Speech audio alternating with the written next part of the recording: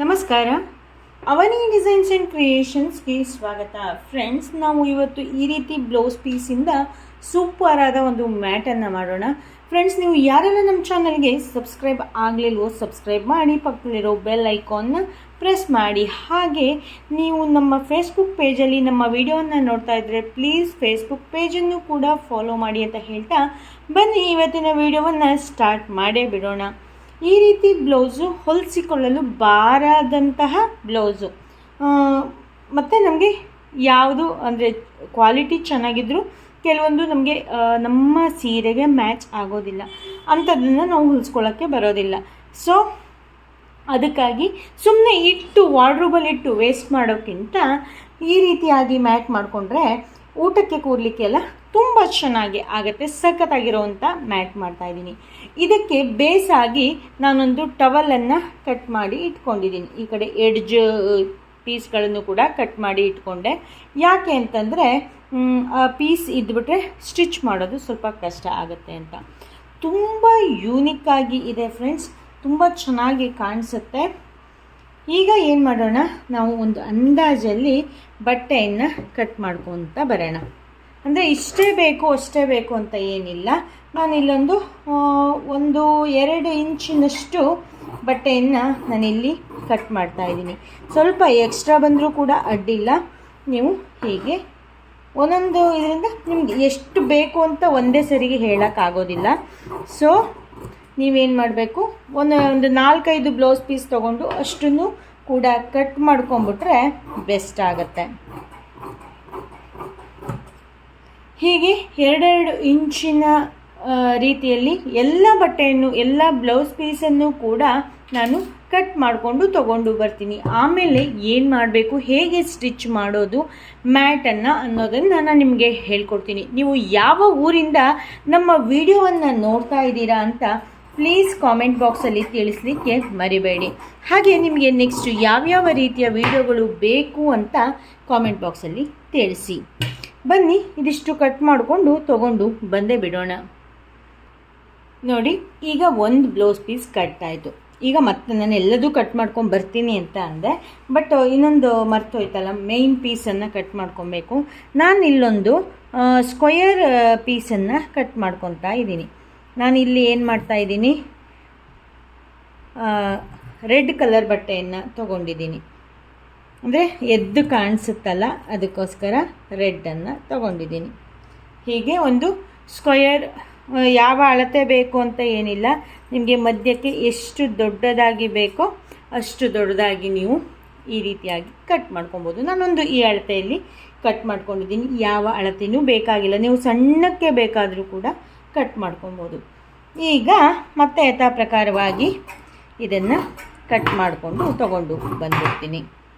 ಎಲ್ಲದನ್ನು ಕಟ್ ಮಾಡಿಕೊಂಡು ಇನ್ನು ನೆಕ್ಸ್ಟು ಮ್ಯಾಟ್ ಸ್ಟಾರ್ಟ್ ಮಾಡಬೇಕಾದ್ರೆ ಬರ್ತೀನಿ. ಕೊನೆ ತುಂಬ ಲೆಂತ್ ಆಯಿತು ಅಂತ ನೀವು ಹೇಳ್ತೀರಾ, ಅದಕ್ಕೋಸ್ಕರ ಲೆಂತ್ ಆದರೂ ಕೂಡ ಡೀಟೇಲಾಗಿ ಹೇಳ್ಕೊಡ್ತೀನಿ. ಸ್ಕಿಪ್ ಮಾಡದಂಗೆ ಪೂರ್ತಿಯಾಗಿ ನೋಡಿ ಫ್ರೆಂಡ್ಸ್. ನೋಡಿ, ಈ ಎಲ್ಲ ರೀತಿಯ ಬ್ಲೌಸ್ ಪೀಸನ್ನು, ಈ 4-5 ಕಲರ್ ಬ್ಲೌಸ್ ಪೀಸನ್ನು ಕೂಡ ನಾನಿಲ್ಲಿ ಕಟ್ ಮಾಡಿ ತಗೊಂಡು ಬಂದಿದ್ದೀನಿ. ನೋಡಿ ಎಷ್ಟು ಚೆನ್ನಾಗಿ ಕಲರ್ಫುಲ್ಲಾಗಿ ಕಾಣಿಸ್ತಾ ಇದೆ, ಹೌದಾ? ಈಗ ಏನು ಮಾಡೋಣ ಅಂತಂದರೆ, ಇನ್ನೊಂದು ಮಾಡ್ಕೊಂಡು ಬಂದಿದ್ದೀನಿ. ಈ ಬಟ್ಟೆ ನಾನಿಲ್ಲಿ ಬೇಸಾಗಿ ಏನು ತೊಗೊಂಡಿದ್ನಲ್ಲ, ಅದಕ್ಕೆ ಮಿಡ್ಲ್ ಪಾಯಿಂಟ್ ಎಲ್ಲಿದೆ ಅಂತ ನಾನು ಮಾರ್ಕನ್ನು ಮಾಡ್ಕೊಂಡಿದ್ದೀನಿ. ಹೀಗೆ ಜಸ್ಟ್ ಫೋಲ್ಡ್ ಮಾಡಿ ಇಲ್ಲಿ ಮಾರ್ಕನ್ನು ಮಾಡಿಕೊಂಡೆ. ಆ ಕಡೆಯೂ ಕೂಡ ಈ ಕಡೆಯೂ ಕೂಡ ಅದೇ ರೀತಿ ಮಾರ್ಕ್ ಮಾಡಿಕೊಂಡು ನಾನೇನು ಮಾಡಿದೆ, ಜಸ್ಟ್ ಮಿಡ್ಲ್ ಪಾಯಿಂಟನ್ನು ಮಾರ್ಕ್ ಮಾಡಿಕೊಂಡೆ. ಈಗ ಏನು ಮಾಡ್ತೀನಪ್ಪ ಅಂತಂದರೆ, ಈ ಒಂದು ಸ್ಕ್ವಯರ್ ಪೀಸನ್ನು ಕಟ್ ಮಾಡ್ಕೊಂಡಿದ್ವಲ್ಲ, ಅದನ್ನು ನಾವು ಈ ರೀತಿಯಾಗಿ ಇಟ್ಟು, ಈ ಎಲ್ಲ ಮೂಲೆಗಳು ಲೈನಿಗೆ ಬರೋ ರೀತಿಯಲ್ಲಿ ಇಟ್ಟು ನಾನು ಈಗ ಸ್ಟಿಚ್ ಮಾಡಿಕೊಂಡು ತಗೊಂಡು ಬರ್ತೀನಿ. ಜಸ್ಟ್ ಹೀಗೆ ಮೇಲ್ಗಡೆಯಿಂದ ಸ್ಟಿಚ್ ಮಾಡಿದ್ರೆ ಆಯಿತು, ಬೇರೇನು ಫೋಲ್ಡ್ ಮಾಡೋದು ಅವಶ್ಯಕತೆ ಇಲ್ಲ. ಯಾಕೆ ಅಂತಲೂ ಕೂಡ ಹೇಳ್ತೀನಿ. ಬನ್ನಿ ಈಗ ಮಾಡಿಕೊಂಡು ತಗೊಂಡು ಬಂದುಬಿಡೋಣ. ನೋಡಿ ಮಧ್ಯದಲ್ಲಿ ಈ ರೀತಿ ಸ್ಟಿಚ್ ಮಾಡಿಕೊಂಡು ಆಯಿತು. ನಿಮಗೇನಾದ್ರು ಇಲ್ಲಿ ಮಧ್ಯದಲ್ಲೂ ಒಂದು ಸ್ವಲ್ಪ ಸ್ಟಿಫ್ ಈ ಬ್ಲೌಸ್ ಪೀಸ್ ಯಾವತ್ತಿದ್ರು ಚೂರು ಇದಾಗುತ್ತಲ್ಲ, ಹಾಗೆಯೇ ನಿಮಗೇನಾದ್ರು ಇದಾಗಿ ಬರಬೇಕು ಅಂತ ಅನಿಸಿದರೆ ನೀವೇನು ಮಾಡ್ಬೋದು, ಇಲ್ಲಿ ಒಂದು ಸ್ಟಿಚ್ಚನ್ನು ಹಾಕ್ಕೋಬೋದು. ಈಗ ಏನು ಮಾಡೋಣ, ಯಾವುದಾದ್ರು ಒಂದು ಪೀಸನ್ನು ತಗೊಳ್ಳೋಣ, ಅದನ್ನು ಹೀಗೆ ಮಧ್ಯದಲ್ಲಿ ಫೋಲ್ಡ್ ಮಾಡೋಣ. ಫೋಲ್ಡ್ ಮಾಡಿ ಹೀಗೆ ಇಟ್ಟು ಒಳಗಡೆ ಬರೋ ರೀತಿಯಲ್ಲಿ ಇಡಬೇಕು. ಇಲ್ಲಿ ಒಂದು ಸ್ಟಿಚ್ಚನ್ನು ಹಾಕಬೇಕು. ಇಷ್ಟು ಆದಮೇಲೆ ಏನು ಮಾಡಬೇಕು, ಇದಿಷ್ಟನ್ನು ಕಟ್ ಮಾಡಬೇಕು. ನಾನು ಜಸ್ಟ್ ಎಲ್ಲ ಸ್ಟ್ರೈಟ್ ಹೊಲಿಗೆನೇ ಬರುತ್ತಲ್ಲ, ಅದಕ್ಕಾಗಿ ನಾನೇನು ಮಾಡ್ತೀನಿ ಅಷ್ಟನ್ನು ಕೂಡ ಸ್ಟಿಚ್ ಮಾಡಿ ತೋರ್ಸೋಕ್ಕೆ ಹೋಗೋಲ್ಲ, ಜಸ್ಟ್ ಇಟ್ಟು ತೋರಿಸ್ತೀನಿ. ಈಗ ಏನಾಯಿತು, ಇಲ್ಲಿ ಆಯಿತು ಹೌದಾ. ಆ ನಂತರ ಏನು ಮಾಡಬೇಕು, ಮತ್ತೆ ಇಲ್ಲಿ ಫೋಲ್ಡ್ ಮಾಡ್ಕೊಬೇಕು, ಇಲ್ಲಿಂದ ಇಲ್ಲಿವರೆಗೆ ಬರೋ ರೀತಿಯಲ್ಲಿ ಹೊಲಿಬೇಕು. ಆಮೇಲೆ ಏನು ಮಾಡಬೇಕು, ಹೀಗೆ ಬಟ್ಟೆಯನ್ನು ತಿರುಗಿಸ್ಕೋಬೇಕು ಮತ್ತು ಕಟ್ ಮಾಡ್ಕೊಬೇಕು, ಈ ರೀತಿಯಾಗಿ ಹೊಲಿಬೇಕು. ಹೀಗೆ ಸುತ್ತಲೂ ಬರೋ ರೀತಿಯಲ್ಲಿ ಹೊಲ್ಕೊಂಬರ್ತೀನಿ. ಇದೊಂದು ಪೀಸ್ ಸ್ಟಿಚ್ ಮಾಡ್ತೀನಿ, ಆಮೇಲೆ ನಿಮಗೊಂದು ಐಡಿಯಾ ಬರುತ್ತೆ. ನೋಡಿ ಇಲ್ಲಿ ಒಂದು ಪೀಸ್ ಅಟ್ಯಾಚ್ ಆಯಿತು. ಈಗ ಇನ್ನೊಂದು ಪೀಸನ್ನು ಇಲ್ಲಿಂದ ಇಲ್ಲಿಗೆ ಅಟ್ಯಾಚ್ ಮಾಡ್ಕೊಂಬರ್ತೀನಿ. ನೋಡಿ ಸೆಕೆಂಡ್ ಪೀಸು ಕೂಡ ಅಟ್ಯಾಚ್ ಆಯಿತು. ನಾವು ಇದನ್ನು ಇಲ್ಲಿವರೆಗೆ ಇದೆಯಲ್ಲ ಅಂದ್ಕೊಂಡು ಇಲ್ಲಿಂದ ಅಟ್ಯಾಚ್ ಮಾಡೋಕ್ಕೆ ಹೋಗಬಾರ್ದು, ಇಲ್ಲಿ ತುದಿಯಿಂದನೇ ಮಾಡಬೇಕು. ಏನಕ್ಕೆ ಅಂದರೆ ಇಲ್ಲಿ ಎಡ್ಜ್ ಪೀಸ್ ಸಿಗುತ್ತಲ್ಲ, ಅದಕ್ಕಾಗಿ. ಈಗ ನೆಕ್ಸ್ಟ್ ಪೀಸನ್ನು ನಾವು ಹೀಗೆ ಸ್ಟಿಚ್ ಮಾಡಿದವಾಗ ಇದೇನಾಗುತ್ತೆ, ಕವರ್ ಆಗಿಬಿಡುತ್ತೆ. ಸೊ ನಾವು ಇದನ್ನು ಇಲ್ಲಿವರೆಗೂ ಕೂಡ ಮಾಡಬೇಕು. ಬನ್ನಿ ಈಗ ಥರ್ಡ್ ಪೀಸನ್ನು ನಾವು ಇಲ್ಲಿಂದ ಇಲ್ಲಿಗೆ ಕೊಟ್ಕೊಂಡು ಬರೋಣ. ನೋಡಿ ಥರ್ಡ್ ಪೀಸನ್ನು ಕೂಡ ಸ್ಟಿಚ್ ಮಾಡ್ಕೊಂಡಾಯಿತು. ಈಗ ನಿಮ್ಗೆ ಅನಿಸ್ಬೋದು ಏನಪ್ಪ ಇಷ್ಟೆಲ್ಲ ದಾರ ಬರುತ್ತೆ ಅಂತ. ಇದಿಷ್ಟು ಕೂಡ ಕವರ್ ಆಗುತ್ತೆ ಫ್ರೆಂಡ್ಸ್, ಯಾವುದೇ ರೀತಿ ಡೌಟ್ ಬೇಡ. ಈಗ ಇಲ್ಲಿಂದ ಇಲ್ಲಿಗೆ ಒಂದು ಪೀಸನ್ನು ಕೊಟ್ಕೊಬೇಕು. ನೋಡಿ ಈಗ ಸುತ್ತಲೂ ಕೂಡ 4 ಪೀಸನ್ನು ಕೊಟ್ಕೊಂಡಾಯಿತು. ಈಗ ನೆಕ್ಸ್ಟ್ ಏನು ಮಾಡಬೇಕಪ್ಪ ಅಂತಂದರೆ, ನಾನು ಬೇರೆ ಕಲರಿನ ಬಟ್ಟೆಯನ್ನು ತೊಗೊಂಡಿದ್ದೀನಿ, ಅದನ್ನು ಕೂಡ ಹೀಗೆ ಜಸ್ಟ್ ಫೋಲ್ಡ್ ಮಾಡಬೇಕು. ಇದೇ ರೀತಿಯಾಗಿ ಇಲ್ಲಿ ಸ್ವಲ್ಪ ಕೆಳಗಡೆ ಬರೋ ರೀತಿಯಲ್ಲಿ ಇಟ್ಕೊಂಡು ಇಲ್ಲಿ ಸ್ಟಿಚ್ ಮಾಡಬೇಕು. ಅಂದರೆ ಈ ಬಟ್ಟೆನೂ ಕಾಣಿಸ್ಬೇಕಲ್ವ, ಅದಕ್ಕೇ ಇಲ್ಲಿ ಒಂದು ಸ್ವಲ್ಪ ಕೆಳಗಡೆ ಬರಬೇಕು. ಕೆಳಗಡೆ ಬಂದು ಇಲ್ಲಿ ಸ್ಟಿಚ್ ಆಗಬೇಕು. ತುಂಬ ಕೆಳಗಡೆ ಹೊಲಿಯೋಕ್ಕೆ ಹೋಗಬೇಡಿ, ಈ ಬಟ್ಟೆ ಕಾಣಿಸ್ಕೊಂಡ್ಬಿಡುತ್ತೆ. ಅದಕ್ಕಾಗಿ ಇಷ್ಟಿಷ್ಟಕ್ಕೆ ಈ ಬಟ್ಟೆಯ ಮೇಲ್ಗಡೆ, ಅಂದರೆ ಕೆಳಗಡೆ ಬಟ್ಟೆಯ ಮೇಲ್ಗಡೆನೇ ಸ್ಟಿಚ್ ಬರಬೇಕು, ಬಟ್ ಅದು ಹೊರಗಡೆ ಕಾಣಿಸೋ ಹಾಗೆ ಇಲ್ಲ. ಆ ರೀತಿಯಾಗಿ ಹೀಗೆ ಇಟ್ಕೊಂಡು ಈಗ ನಾನು ಇಲ್ಲಿ ಏನು ಸ್ಟಿಚ್ ಮಾಡಿ ತೋರಿಸಿದ್ನಲ್ಲ, ಅದೇ ರೀತಿಯಾಗಿ ಇದು ಕೂಡ ಮುಂದುವರಿತಾ ಹೋಗುತ್ತೆ. ಬನ್ನಿ ಇದಿಷ್ಟು ಈಗ ಪೂರ್ತಿ ಸುತ್ತಲೂ ಸ್ಟಿಚ್ ಮಾಡಿಕೊಂಡು ಈಗ ಇಲ್ಲಿಗೆ ಬರೋವರೆಗೆ ನಾವು ಡೈರೆಕ್ಟಾಗಿ ಸ್ಟಿಚ್ ಮಾಡ್ಬೋದು. ಆಮೇಲೆ ಹೀಗೆ ಸೈಡಲ್ಲಿ ಪೀಸನ್ನು ಕೊಡ್ತಾ ಹೋಗಬೇಕು. ಹೀಗೆ ನಾನು ಅದನ್ನು ಕೂಡ ತೋರಿಸ್ತೀನಿ. ಫಸ್ಟು ಹೀಗೆ ಇಲ್ಲಿಗೆ ಬರೋವರೆಗೆ ನಾನು ಅಟ್ಯಾಚ್ ಮಾಡಿಕೊಂಡು ತೊಗೊಂಡು ಬರ್ತೀನಿ. ಸೇಮ್ ಇದೇ ಮೆಥಡು ಒಂದೊಂದು ಕಲ್ಲರಲ್ಲಿ ನಾವು ಈ ರೀತಿ ಸ್ಟಿಚ್ ಮಾಡ್ಕೊಳ್ತಾ ಹೋಗಬೇಕು. ಮಾಡಿಕೊಂಡು ತೊಗೊಂಡು ಬಂದುಬಿಡ್ತೀನಿ. ನೋಡಿ ಫ್ರೆಂಡ್ಸ್, ಈಗ ಅರ್ಧದವರೆಗೆ ಸ್ಟಿಚ್ ಆಯಿತು. ಅಂದರೆ ಒಂದು ಪೂರ್ತಿ ಎಲ್ಲ ಕಲ್ಲರು ಕೂಡ ಮುಗ್ದಂಗಾಯಿತು. ಈಗ ರೆಡ್ ಹಾಕಿದ್ಮೇಲೆ ಮತ್ತೆ ಬ್ಲೂ ಹಾಕಿದೆ. ಇಲ್ಲಿ ನಾನು red, blue, orange, pink, green ಅಂತ ಹೀಗೆ ಹಾಕ್ಕೊತ ಹೋಗಿದ್ನಲ್ಲ, ಅದೇ ರೀತಿಯಾಗಿ ಇಲ್ಲಿ ಪೂರ್ತಿಯಾಗಿ ಹಾಕ್ಕೊಂಡಿದ್ದೀನಿ. ನೋಡಿ ಎಷ್ಟು ಚೆನ್ನಾಗಿ ಕಾಣಿಸ್ತಾ ಇದೆ ಅಲ್ವಾ. ಇದೇ ರೀತಿಯಾಗಿ ಪೂರ್ತಿಯಾಗಿ ಹೊಲ್ಕೊಬೇಕು. ನೋಡಿ ಎಷ್ಟು ಚೆನ್ನಾಗಿ ಕಾಣಿಸ್ತಾ ಇದೆ. ನೋಡೋಣ ಅಂದ್ಕೊಂಡು ಇಲ್ಲಿ ಮೇಲ್ಗಡೆ ಒಂದು ಸ್ಟಿಚ್ಚನ್ನು ಹಾಕಿದೆ, ಬಟ್ ಅದು ತುಂಬ ಸ್ಟಿಫಾಗಿ ಬಂದುಬಿಡುತ್ತೆ. ನಮಗೆ ಈ ಥರ ಫ್ರಿಲ್ ಬರೋದಿಲ್ಲ. ಅದಕ್ಕಾಗಿ ಏನು ಮಾಡಿದೆ, ಜಸ್ಟ್ ಸುಮ್ಮನೆ ಒಂದು ಸ್ಟಿಚ್ ಹಾಕಿ ಚೆಕ್ ಮಾಡಿ ಹಾಗೆ ಬಿಟ್ಟೆ. ನೀವೇನು ಅದನ್ನು ಹಾಕ್ಕೊಳ್ಳೋ ಅವಶ್ಯಕತೆ ಇಲ್ಲ, ಜಸ್ಟ್ ಹಾಕಿದ್ದೀನಿ ಅಷ್ಟೇ. ಮತ್ತು ನನಗೆ ಇನ್ನೊಂದು ಏನು ಅನಿಸ್ತಪ್ಪ ಅಂತಂದರೆ, ನಾನು ಇಷ್ಟು ದೊಡ್ಡ 2 ಇಂಚಿನ ಬಟ್ಟೆ ಪೀಸ್ಗಳನ್ನು ಕಟ್ ಮಾಡಿಕೊಂಡೆ.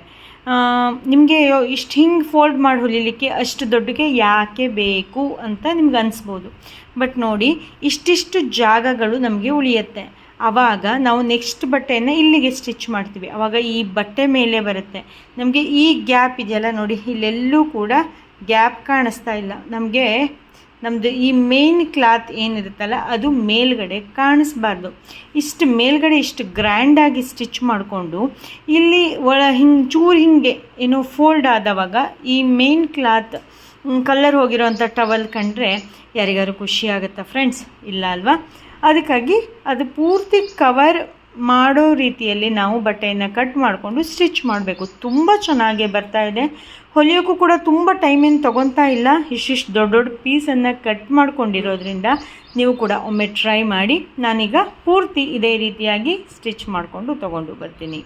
ನೋಡಿ ಇಷ್ಟು ಚೆನ್ನಾಗಿ ಕಾಣಿಸ್ತಾ ಇದೆ ಅಲ್ವಾ? ನೋಡಿ ಈಗ ನಾನು ಇಲ್ಲಿಂದ ಇಷ್ಟು ಸ್ಟಿಚ್ ಮಾಡ್ತಾ ಬಂದೆ. ಒಂದೊಂದೇ ಪೀಸನ್ನು ನಾನು ಎಕ್ಸ್ಟ್ರಾ ಇಟ್ಕೊಂಡು ಸ್ಟಿಚ್ ಮಾಡ್ತಾ ಬಂದಿದ್ದೀನಿ. ನೋಡಿ ಈ ಕಡೆಯೂ ಅಷ್ಟೇ ಹೀಗೆ ನೆಕ್ಸ್ಟ್ ಕಲರ್ಗಳನ್ನು ಹೀಗೆ ಜೋಡಿಸ್ಕೊಂಡು ಇಲ್ಲಿ ತುದಿವರೆಗೂ ಕೂಡ ಮಾಡ್ಕೊಬೇಕು. ಆಮೇಲೆ ಫಿನಿಶಿಂಗ್ ಮಾಡೋದು ಹೇಗೆ ಅಂತ ತೋರಿಸ್ತೀನಿ. ನೋಡಿ ಎಂಥ ಚೆನ್ನಾಗಿ ಕಾಣಿಸ್ತಿದೆ. ನಾವು ಇದೇ ರೀತಿದೆ ದೊಡ್ಡ ಹಾಲಿಗೆ ಮಧ್ಯದಲ್ಲಿ ಹಾಕಲಿಕ್ಕೆ ಈ ರೀತಿದು ಮಾಡಿಕೊಂಡ್ರೆ ಎಷ್ಟು ಚೆನ್ನಾಗಿ ಎಷ್ಟು ಗ್ರ್ಯಾಂಡಾಗಿ ಕಾಣಿಸುತ್ತೆ ಅಲ್ವಾ ಫ್ರೆಂಡ್ಸ್? ಸಖತ್ತಾಗಿ ಇದೆ. ನೋಡಿದ್ರೆ ನನಗೆ ಏನೋ ಒಂಥರ ತುಂಬ ಇಷ್ಟ ಆಯಿತು. ನೋಡಿ ಎಷ್ಟು ಚೆನ್ನಾಗಿ ಕಾಣಿಸ್ತಿದೆ. ಈಗ ಈ ಕಡೆಯೂ ಅಷ್ಟೇ ಸೇಮು ಇದೇ ಮೆಥಡನ್ನೇ ಇಲ್ಲಿ ಮುಂದುವರ್ಸ್ಕೊಬೇಕು. ನಾವು ಇಲ್ಲಿ ಕ್ಲೋಸ್ ಆಗ್ತಿತ್ತಲ್ವಾ? ಇಲ್ಲೆಲ್ಲ ನೋಡಿ ಹಿಂಗೆ ಕ್ಲೋಸ್ ಆಗ್ತಿತ್ತು. ಬಟ್ ಇಲ್ಲಿ ನಮಗೆ ಇಲ್ಲಿ ನೆಕ್ಸ್ಟ್ ಬಟ್ಟೆ ಇಲ್ಲ ಅಂತ ಅದು ಇಲ್ಲಿಗೆ ನಾವು ಬಟ್ಟೆಗಳನ್ನು ಕಟ್ ಮಾಡ್ತಾ ಬರಬೇಕು. ಈಗ ಇಲ್ಲಿ ಸಣ್ಣದರಿಂದ ಸ್ಟಾರ್ಟ್ ಆಗಿ ದೊಡ್ಡ ಫುಲ್ ದೊಡ್ಡ ಆಗುತ್ತೆ. ಇಲ್ಲಿ ಈ ಲೈನಿಗೆ ಬರೋ ಅಷ್ಟೊತ್ತಿಗೆ ದೊಡ್ಡ ಆಯಿತು. ಆಮೇಲೆ ಇಲ್ಲಿಂದ ಮತ್ತೆ ಸಣ್ಣ ಆಗಿ ಒಂದು ಪಾಯಿಂಟನ್ನು ಸೇರುತ್ತೆ. ಹೀಗೇ ಮುಂದುವರ್ಸ್ಕೊಂಡು ತೊಗೊಂಡು ಪೂರ್ತಿ ಮುಗಿಸ್ಕೊಂಬರ್ತೀನಿ. ಆಮೇಲೆ ಇಲ್ಲಿ ಔಟ್ಲೈನಿಗೆ ಏನು ಮಾಡಬೇಕು ಅಂತ ನೋಡೋಣ. ನೋಡಿ ಫ್ರೆಂಡ್ಸ್, ಪೂರ್ತಿಯಾಗಿ ಸ್ಟಿಚ್ ಮಾಡಿ ಆಯಿತು. ಎಷ್ಟು ಸಖತ್ತಾಗಿ ಕಾಣಿಸ್ತಾ ಇದೆ ಅಲ್ವಾ? ಈಗ ಏನು ಮಾಡಬೇಕಪ್ಪ ಅಂತಂದರೆ ಇಲ್ಲಿ ಎಕ್ಸ್ಟ್ರಾ ಇಲ್ಲೊಂದು ಸ್ಟಿಚ್ಚನ್ನು ಹಾಕ್ಕೊಂಡೆ ತುದಿಗೆ. ಅದೇ ನಮಗೆ ಪೈಪಿಂಗ್ ಕೊಡಬೇಕಾದ್ರೆ ಈಸಿ ಆಗಲಿ ಅಂತ. ಇಲ್ಲ ಅಂತಂದರೆ ಈ ಬಟ್ಟೆ ಹೀಗೆ ಫೋಲ್ಡ್ ಆಗಿಬಿಟ್ರೆ ಚೆನ್ನಾಗಾಗಲ್ವಲ್ಲ, ಅದಕ್ಕೋಸ್ಕರ. ಈಗ ಇಲ್ಲಿ ಈ ಕೆಳಗಡೆ ಬೇಸಿಂದ ಯಾವ್ಯಾವ ಬಟ್ಟೆ ಚೂರು ಸ್ವಲ್ಪ ಹೀಗೆ ಹೊರಗಡೆ ಬಂದಿರುತ್ತಲ್ಲ ಅದಿಷ್ಟನ್ನು ಕೂಡ ನೀಟಾಗಿ ಟ್ರಿಮ್ ಮಾಡ್ಕೊಬೇಕು. ಉಲ್ಟಾ ಮಾಡ್ಕೊಂಬಿಡಿ. ಆವಾಗ ಮೇನ್ ಕ್ಲಾತ್ ಇದು ಕಟ್ಟಾಗೋಲ್ಲ, ಅಂದರೆ ಕೆಳಗಡೆ ಬೇಸ್ ಏನಿದೆಯಲ್ಲ ಅದು ಕಟ್ಟಾಗೋದಿಲ್ಲ. ಹೀಗೇ ಸುತ್ತಲೂ ಕೂಡ ಕಟ್ ಮಾಡಿಕೊಂಡು ಬರ್ತೀನಿ. ಆಮೇಲೆ ಪೈಪಿಂಗನ್ನು ಹೇಗೆ ಕೊಡ್ತೀನಿ ಅಂತ ಹೇಳ್ತೀನಿ. ನಾವಿಲ್ಲಿ ಸ್ಟಾರ್ಟಿಂಗನ್ನು ರೆಡ್ಡಲ್ಲಿ ಮಾಡಿದ್ವಲ್ಲ, ಎಂಡನ್ನು ಕೂಡ ರೆಡ್ಡಲ್ಲೇ ಮಾಡೋಣ, ಚೆನ್ನಾಗಿ ಕಾಣಿಸುತ್ತೆ. ನೋಡಿ ಅಷ್ಟು ಕೂಡ ಟ್ರಿಮ್ ಮಾಡಿಕೊಂಡು ತೊಗೊಂಡು ಬಂದಿದ್ದೀನಿ. ಈಗ ಏನು ಮಾಡಬೇಕಪ್ಪ ಅಂತಂದರೆ ಜಸ್ಟು ಹೀಗೆ ಇಟ್ಕೊಂಡು ಹೀಗೆ ಉದ್ದಕ್ಕೂ ಕೂಡ ಸ್ಟಿಚ್ ಮಾಡ್ಕೊಬೇಕು. ಸ್ಟಿಚ್ ಆದಮೇಲೆ ಹೀಗೆ ವಾಪಸ್ ಉಲ್ಟಾ ಟರ್ನ್ ಮಾಡಬೇಕು.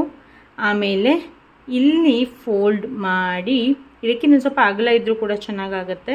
ನಾನು ಕಟ್ ಮಾಡ್ಕೊಂಡಿರೋ ಪೀಸ್ ಇತ್ತಲ್ಲ ಅದರಲ್ಲೇ ಮಾಡ್ತಾಯಿದ್ದೀನಿ.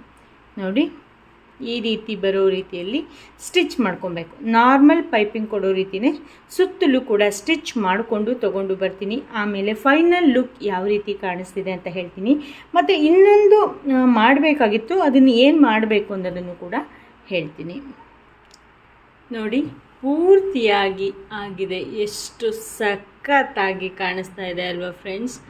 ನೋಡಿ ಡೀಟೇಲ್ ಆಗಿ ಹೇಳ್ಕೊಟ್ಟಿದ್ದೀನಿ. ನೋಡಿ ಪೈಪಿಂಗ್ ಕೊಟ್ಟ ಮೇಲಂತೂ ಸೂಪರಾಗಿ ಕಾಣಿಸ್ತಾ ಇದೆ.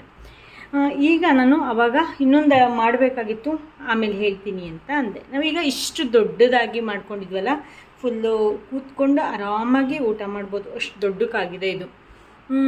ಅದಕ್ಕಾಗಿ ನೋಡಿ ಇಷ್ಟು ಇಲ್ಲಿವರೆಗೂ ಕೂಡ ಬರುತ್ತೆ. ಇಷ್ಟು ದೊಡ್ಡಕ್ಕೆ ಇದೆ, ಹೌದಾ?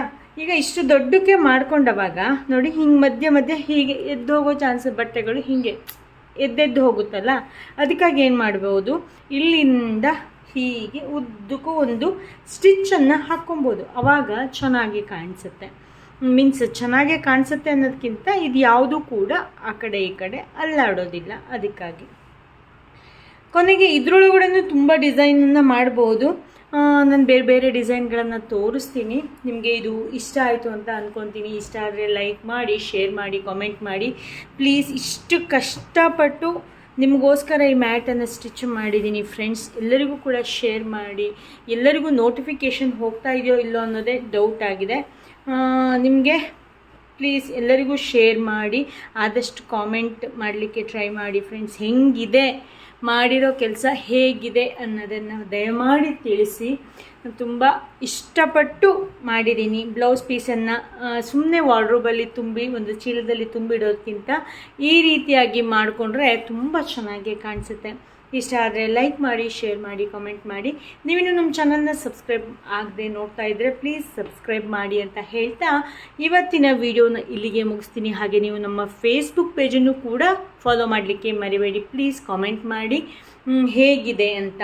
ಮತ್ತು ನೀವು ಯಾವ ಊರಿಂದ ನಮ್ಮ ವಿಡಿಯೋವನ್ನು ನೋಡ್ತಾ ಇದ್ದೀರಾ ಅನ್ನೋದನ್ನು ಕೂಡ ಕಾಮೆಂಟಲ್ಲಿ ತಿಳಿಸಿ. ನೆಕ್ಸ್ಟ್ ಯಾವ ವಿಡಿಯೋ ಬೇಕು ಅಂತಲೂ ಕೂಡ ಕಾಮೆಂಟಲ್ಲಿ ತಿಳಿಸಿ ಅಂತ ಹೇಳ್ತಾ ಇವತ್ತಿನ ವಿಡಿಯೋನ ಇಲ್ಲಿಗೆ ಮುಗಿಸೋಣ. ನೆಕ್ಸ್ಟ್ ವಿಡಿಯೋದಲ್ಲಿ ಹೊಸ ವಿಡಿಯೋದೊಂದಿಗೆ ಮತ್ತೆ ಸಿಗ್ತೀನಿ. ಅಲ್ಲಿವರೆಗೂ thank you, bye, take care, ಶುಭ ದಿನ. ವಿಡಿಯೋ ನೋಡಿದ್ದಕ್ಕಾಗಿ ಧನ್ಯವಾದಗಳು. ನೆಕ್ಸ್ಟ್ ಅಪ್ಡೇಟಿಗಾಗಿ ಕಾಯ್ತಾ ಇರಿ. Thank you, bye, take care, ಶುಭ ದಿನ.